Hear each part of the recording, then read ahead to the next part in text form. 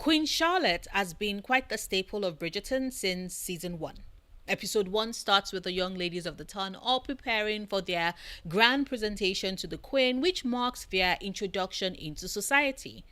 Queen Charlotte as a character is also the one who is designated the season's incomparable and diamond since the very first season. She's been a co-conspirator of some sort with Lady Danbury, has turned the screws on Eloise, has been the one behind the unmasking Lady Whistledown plot, and has often been the one who pulls off the do ex machina to wrap up some of the conflicts in the show so the characters can have some smooth sailing afterwards. Whether it's the agreement to Daphne and Simon's speedy wedding, even though technically she was the reason why there had been a glitch in the first place, or was the one that helped ease the way for Anthony and Kate so they aren't social pariahs after the absolute mess of the almost wedding to Edwina, and she's the one who helps grant legitimacy and forgiveness to Penelope's Lady Whistledown reveal in front of the entire ton. She's been a core part of the cast since the very beginning, and with all of that, I keep looking at the actual historical Queen Charlotte, for whom the year of her death is fast approaching if we follow the show's timeline, and that has me wondering if Bridgerton has plans to put Queen Charlotte as a character to rest sometime soon, or if they have plans to do something more with her. Because I've seen a ton of conversations, even comments in my videos where people seem tired of Queen Charlotte. And honestly, I can see why they are. The show has kind of boxed her into a certain role which she keeps repeating endlessly, season to season. And it explains why some viewers are getting kind of bored. For me, however, it has me asking the very important question, and it's a question I would like you to take the time as well to drop your response to in the comment section of this video. Right now, if you would actually. Do you think Queen Charlotte has outlived her usefulness in the show? Is it time for Bridgerton to let her go? Because this curious soul would like to know.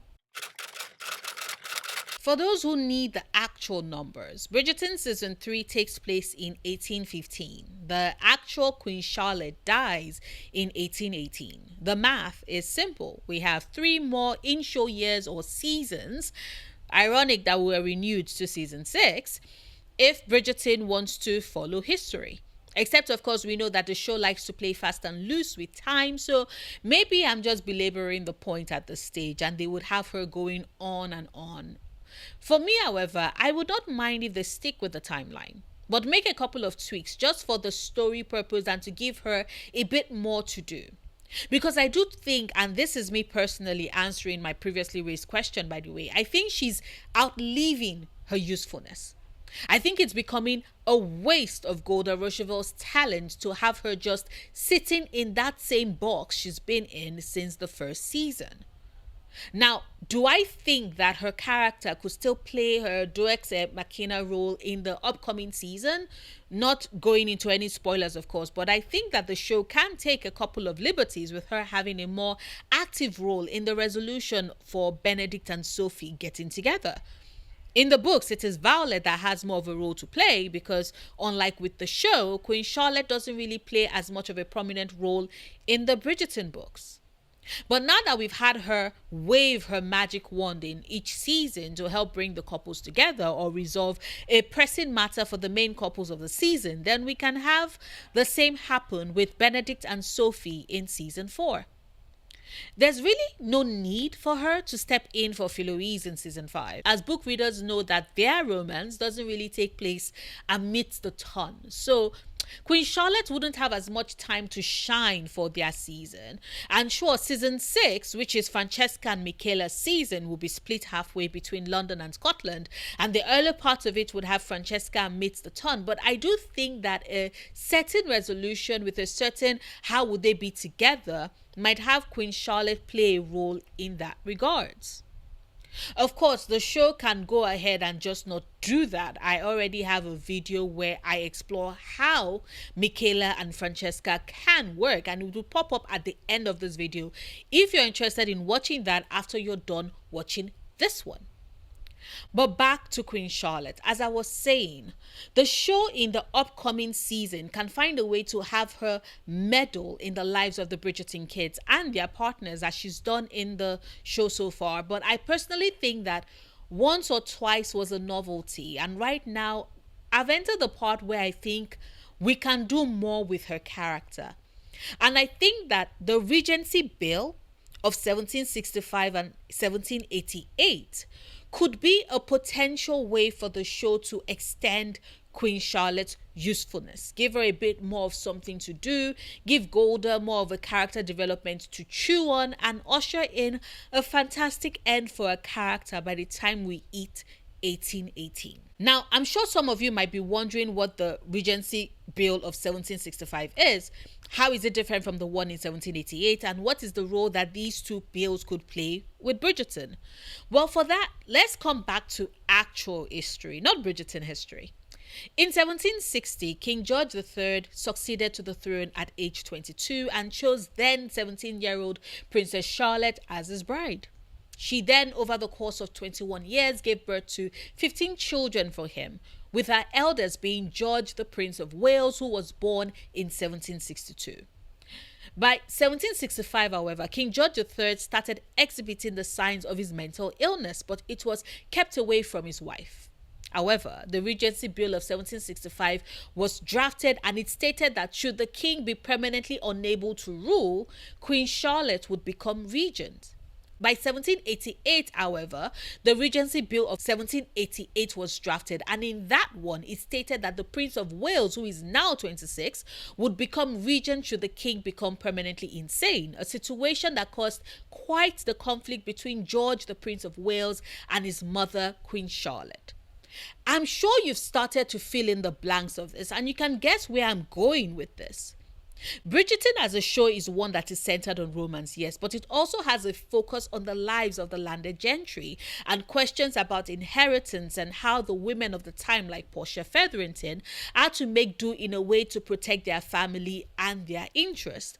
A struggle about who should and would become regents is something that actually happened, and I think it's a subplot that one ties back to the Queen Charlotte show with regards George's mental illness and Charlotte's distance from her kids and her desperation to control them and their choices for the sake of securing her husband's throne and legacy, and two, would show more of her character arc and development outside of her just sitting on a throne and deciding who the season's diamond is. Like I said earlier, Golda is a phenomenal actress, and I just think a struggle for regent as a subplot in the remaining seasons would be fantastic for her. Especially because the Regency Bill of 1788 also put the king himself, his court, and minor children under Queen Charlotte's care. George, the Prince of Wales, became the regent, and his mother became her husband's guardian until she passed in 1818. I don't think anyone who watched Queen Charlotte wasn't expecting the tragedy of their end, but it is still bittersweet because historically she went first. It followed soon after.